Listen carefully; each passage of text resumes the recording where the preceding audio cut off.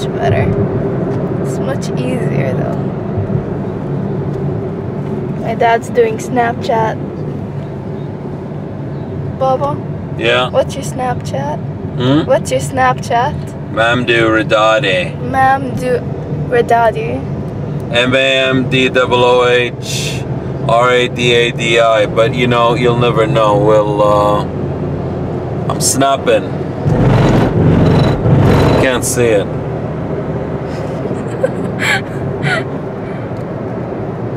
First time vlogging.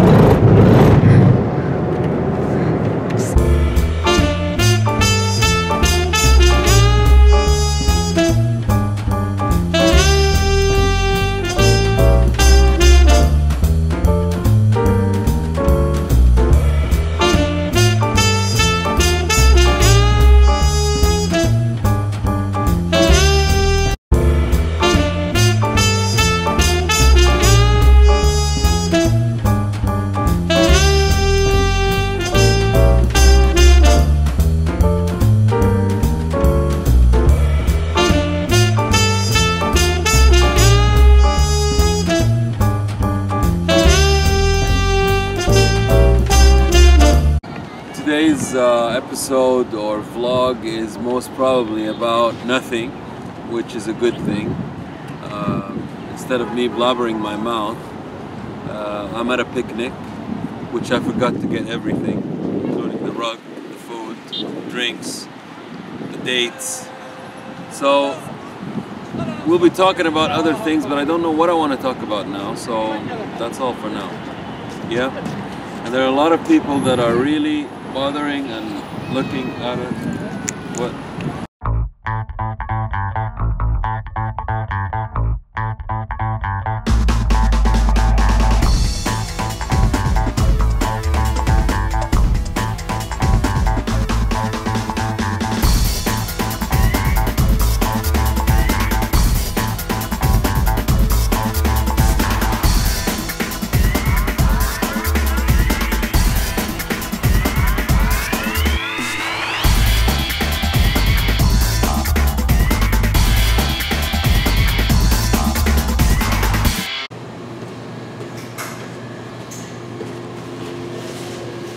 Hello everybody. A new vlog, a new subject, and the subject is customer service. That's the basic thing.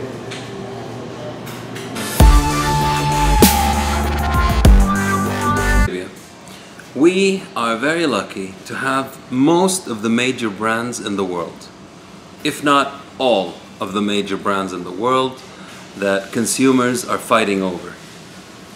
Now the thing is with major brands is they're brands. You are buying the essence of that brand. You are not buying Starbucks because of the coffee, you're buying Starbucks because of the experience, and this is something we all know. Now the thing is, what happens here is we get these amazing brands from abroad and we watch and we enjoy for the first 1, 2, maybe 3 years max, and then what happens is we start going downhill. Why does that happen? Now on a good part, we're enjoying all of that. We enjoy all of these, you know, lots of businessmen are fighting to get these brands into the country. Now the bad. The bad is honestly the service levels in Saudi Arabia. They don't suck. They're not really bad. I think on a scale of 1 to 10, 10 being the worst, Saudi Arabia is somewhere in 19 or 20. So like really, really sucks, okay? You go to a bank and you think because you've got your accounts in a non-interest bearing, non-interest bearing account, you're not getting paid anything for this account. They give you this gold card or diamond card and treat you lavishly. But if you have anything less than a gold card, and in some cases even with a gold card, the service sucks. They talk to you from their nose, from the tip of their nose. They don't even look at you sometimes. And these are the complaints that I'm hearing from every one of my friends.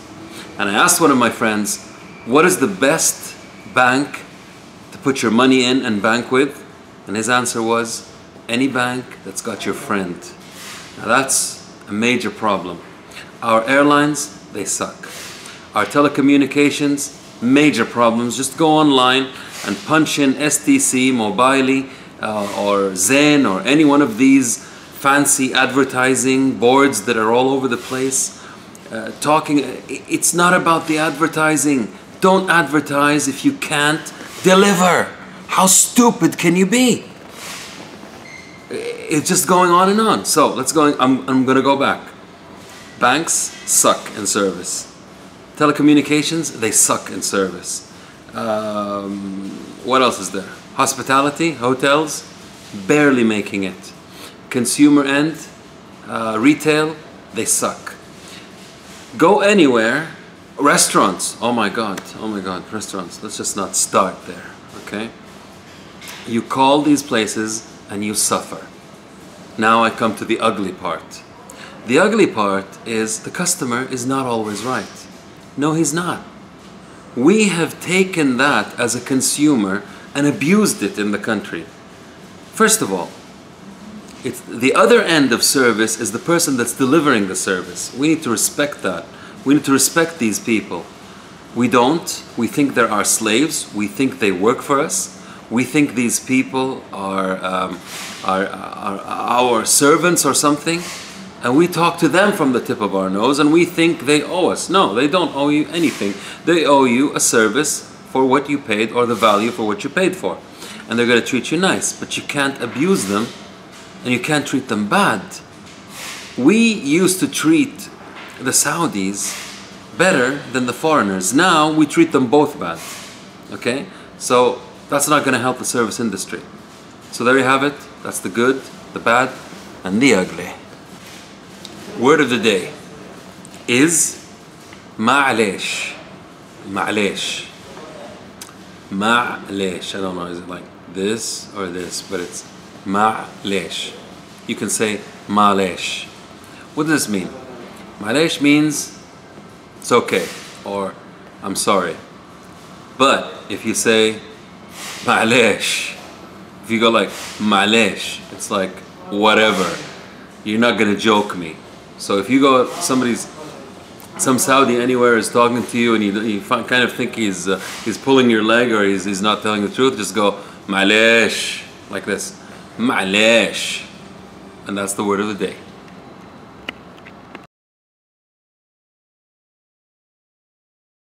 Q&A today comes to you from a good friend of mine on Twitter, Hussam At-Tunsi. I'm gonna put his name somewhere on the screen. I don't know how this works, but it's gonna be here somewhere.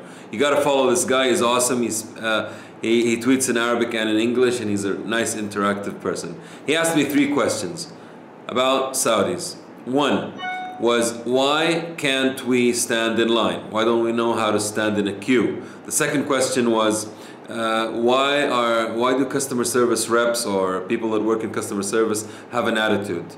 And the third question was a beautiful question.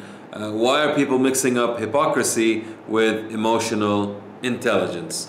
To answer the first question, which is, what was it? I forgot. Oh my God. Why am I wearing the sunglasses? Well, I slept at 6:30 in the morning and I woke up at 9. So you can imagine the eyes, all right? I barely can see the screen or whatever. And I have to answer this in this vlog, as I promised.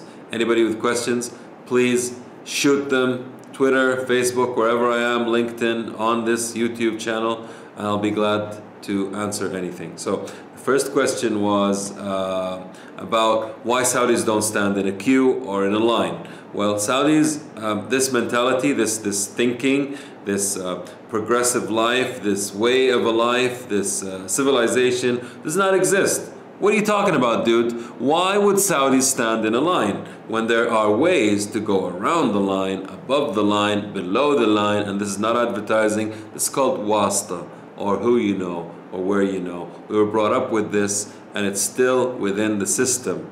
We do not respect the system. We do not respect others. We have issues. We have problems. We are above everything. On the hierarchy or the pyramid, we're way up here. That's to answer your first question.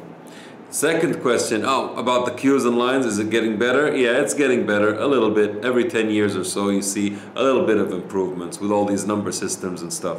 The second question is, what was it about? Yeah, customer service reps are like that. They have an attitude because there's a problem within the company. They're not taking care of this area. It's not an important aspect, or it's not on top of the priority list for the CEO or the company in general. They just like to talk about it, bullshit about it in meetings. Yeah, the customer's always right. Our customer acquisition numbers and blah, blah, blah, all that crap. They're talking about it. I've been there. I know what they say, and they're never really down in the trenches taking care of their people that are in the front line.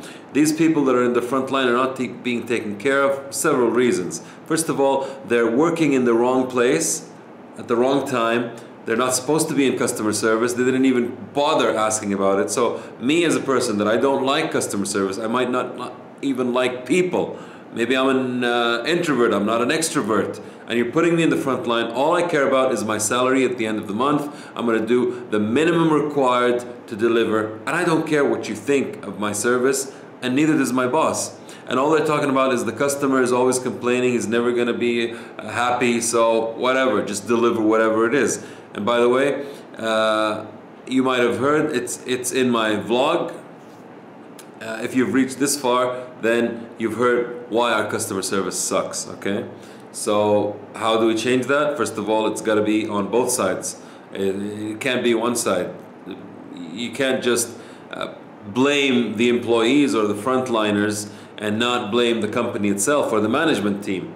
It has to come from within, above, from the nucleus of the company. It has to be embedded in society. It's a very big subject. I touch bases on this on LinkedIn. You can check it out on my profile. I've written a very dense kind of article or blog. The last question is about mixing up emotional intelligence with hypocrisy. Well, emotional intelligence, as you all know, is knowing a lot about how you feel and managing that, and managing this with other people and taking care about how they feel and taking care about their feelings and so forth. And the higher you are on your emotional intelligence, the further you go in society and in your company. Now that thing was in the 90s, it's another buzz thing. I believe in emotional intelligence. I practice emotional intelligence. But the thing is, everything has got a bad side to it. There's two sides to each coin. So people started using it for their own favor, touching base with people's feelings, and eventually getting what they want through emotional intelligence. And that should hopefully answer your hypocrisy question. It's not only in Saudi Arabia, it's all over the world. Look up politician. That's something that somebody does on Google, and you'll find your answers there. Thank you, Hussam, for your amazing question. You're awesome. Keep them coming. I'll keep answering. You are awesome. Guys, follow this person. I'm basically half blind at this time in the morning. So anybody with a question, please ask. I will always try my best to answer. You take care. Bye-bye. We're sorry, the number you have dialed is not in service at this time.